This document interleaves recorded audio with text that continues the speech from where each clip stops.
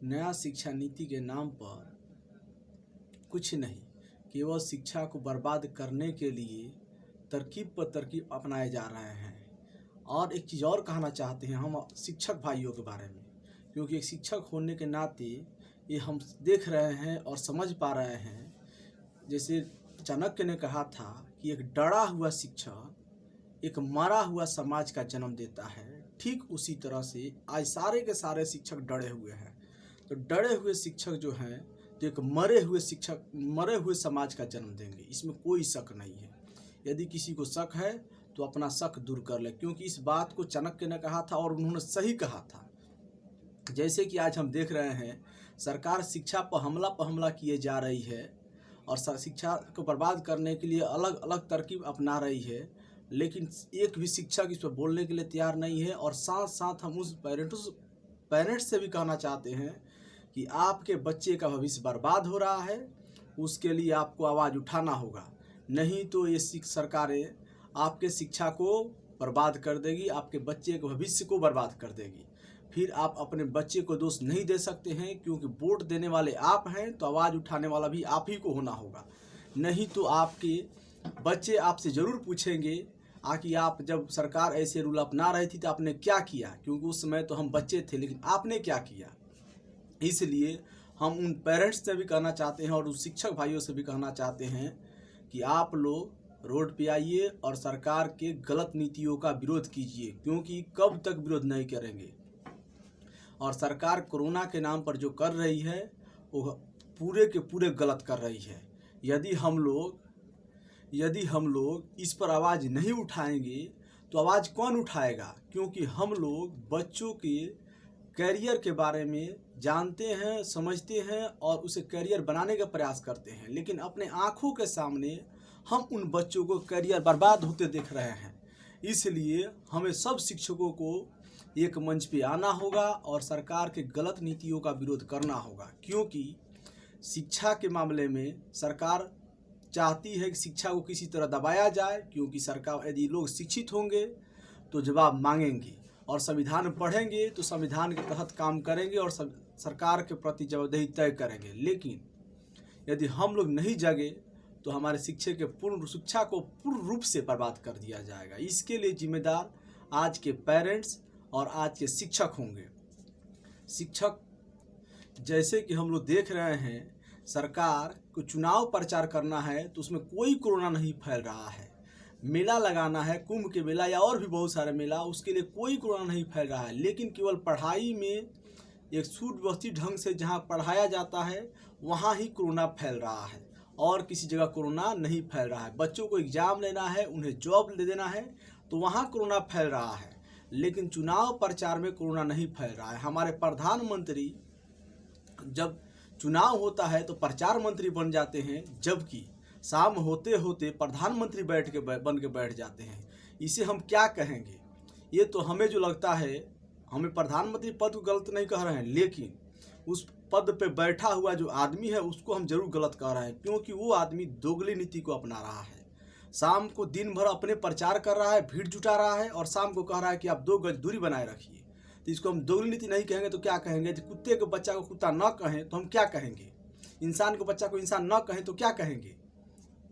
और साथ साथ कुछ मुख्यमंत्रियों के बारे में भी कहना चाहते हैं, क्योंकि मुख्यमंत्री हमको लगते हैं मुख्यमंत्री नहीं मूर्ख मंत्री हैं, क्योंकि हमको नहीं समझ में आता है कि इनको ज्ञान कहाँ से आता है कि 7 बजे तक दुकान खुलेगी, 7 बजे के बाद दुकान और मार्केट बंद हो जाएगी। और मान लीजिए किसी दुकान के 100 ग्राहक हैं तो आपको मान लीजिए कि 12 घंटा में आते हैं 100 ग्राहक, लेकिन यदि आप बंद कर देते हैं तो लोग को इसेंशियल जो सेवा है, इसेंशियल व्यवस्था है, इसेंशियल जो सामान है वो तो चाहिए। तो मान लीजिए 100 आदमी सामान लेने के लिए जाएंगे, अब उस टाइम को हम घटाकर 6 घंटा कर देंगे तो भीड़ बढ़ेगा घटेगा। ये सामान्य से कोई व्यक्ति समझ सकता है, लेकिन हमको नहीं समझ में आता है कि मुख्यमंत्री ये 7 बजे तक ही दुकान खोलने को अलाउ क्यों करते हैं। ये जानबूझकर, हमें जो समझ में आता है कि मुख्यमंत्री और बड़े बड़े अधिकारी जानबूझकर ये भीड़ बढ़ाना चाहते हैं कि इससे कोरोना बढ़े, और कोरोना बढ़े तो लोगों को डर दिखाकर इसे घर में बंद किया जा सके और इनसे अपने मनमानी ढंगों से काम किया जा सके। हमें तो प्रतीत होता है कि ये मुख्यमंत्री गांजा पीकर आते हैं और जो मन करता है वो बोलकर चले जाते हैं। और इनके साथ में जो बड़े बड़े अधिकारी हैं, आईएएस और आईपीएस अधिकारी जो रहते हैं, हमें लगता है कि वो लोग अपना भी हित साधते हैं, क्योंकि वो जानते हैं कि कोरोना लगेगा तो हमें काम कम करना पड़ेगा, इसलिए हमें पैसा तो मिलते रहेगा क्योंकि हम सरकार के नौकर हैं। हमें जवाबदेही किसी के प्रति तय नहीं करनी होगी। यदि बंद करना है तो सरकारी कर्मचारी और मुख्यमंत्री, प्रधानमंत्री, सारे लोग को पैसा बंद कीजिए। उसके बाद देखिए कोरोना कितना जल्दी भाग जाता है। यदि कोरोना न भागे तो फिर हमसे कहिए, क्योंकि ये अधिकारी सोच रहे हैं जितना दिन बंद रहेगा उतना दिन हमें आराम मिलेगी, और हमारे तो पैसा 10%, 5% कटेंगे और जो पैसा है वो आते रहेंगे। तो बिना काम किए हुए पैसा कौन नहीं चाहता है। आज के समाज तो यही बन चुका है। इसलिए हमें लगता है कि बड़े बड़े अधिकारी इस तरह के खेल खेल रहे हैं। और ये हमारे जो प्रशासन है ये भी एकदम मतलब गंजा पी के काम कर रहा है कि अपना दिमाग भी नहीं है। आखिर ये पूछना चाहिए कि जब आप वहाँ रैली कर रहे हैं, वहाँ मेला लगा ले, तो वहाँ कोरोना नहीं फैल रहा, तो इस शिक्षा संस्था में कोई 5 गो बच्चा, कोई 10 गो बच्चा, कोई 50 गो बच्चा लेकर पढ़ा, तो वहाँ कोरोना कैसे फैल रहा है? क्योंकि 2 गज की दूरी वहाँ मैनेज की जा रही है, फिर भी कोरोना फैल रहा है। इसलिए हमें कहना है कि सारे सरकारी कर्मचारी को वेतन पर रोक लगना चाहिए। और साथ साथ ये भी कहना चाहते हैं कि आज के मीडिया बिक चुका है, दलाल मीडिया है। वो आम जनता के सवाल नहीं उठाना चाहता है। मीडिया को सरकार से ये सवाल पूछना चाहिए कि आपने कोरोना में 1 साल से टाइम मिला, लेकिन आपने उसके लिए क्या तैयारी किया? कितने अस्पताल बनवाए, कितने हॉस्पिटल बनवाए कोरोना से लड़ने के लिए? क्या आपने उस तरह कोई व्यवस्था किया? लेकिन ये वाजिब क्वेश्चन मीडिया उन सरकारी अधिकारी और मुख्यमंत्री, प्रधानमंत्री से नहीं पूछेगा। वो केवल दलाली करते रहेगा और इधर से उधर करते रहेगा।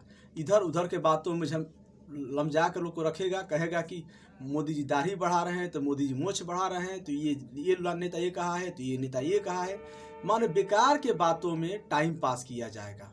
इसलिए ये मीडिया बिक चुका है। मीडिया विश्वास न कीजिए और अपना आवाज़ आपको स्वयं उठाना होगा।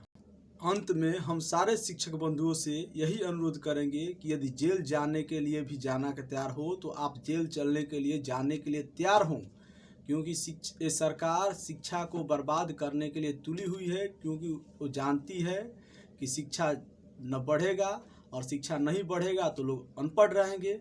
तो इनके पीछे पीछे झंडा उठाकर घूमने वाले भी लोग चाहिए। उसके लिए लोग को इस तरह बनाना चाहते हैं कि मूर्ख रहेगा इंडिया तो जय हो और झंडा लेकर पीछे पीछे राजनीतिक पार्टी को घूमते रहेगा। इसलिए आप शिक्षकों को इसके प्रति जागरूक होना होगा। जय हिंद भाइयों। यदि हमारी बात अच्छी लगी हो तो ये बात आप आगे भी बढ़ाएं और सभी को जागरूक करें और अपना अधिकार आप स्वयं समझें। क्योंकि कहावत कहा जाता है कि यदि मास्टर की किसी को दे दिया है, सब लोग उसकी को यूज नहीं कर सकते हैं। उसका यूज करने वाला भी मास्टर ही होना चाहिए, तभी वो यूज कर सकते हैं। इसलिए सभी शिक्षक भाइयों से अनुरोध है कि आप अपना कर्तव्य समझें, क्योंकि आपका रोजगार आपके बच्चे से ही चलता है। इसलिए आप अपनी आवाज़ को बुलंद कीजिए और सरकार तक पहुंचाइए।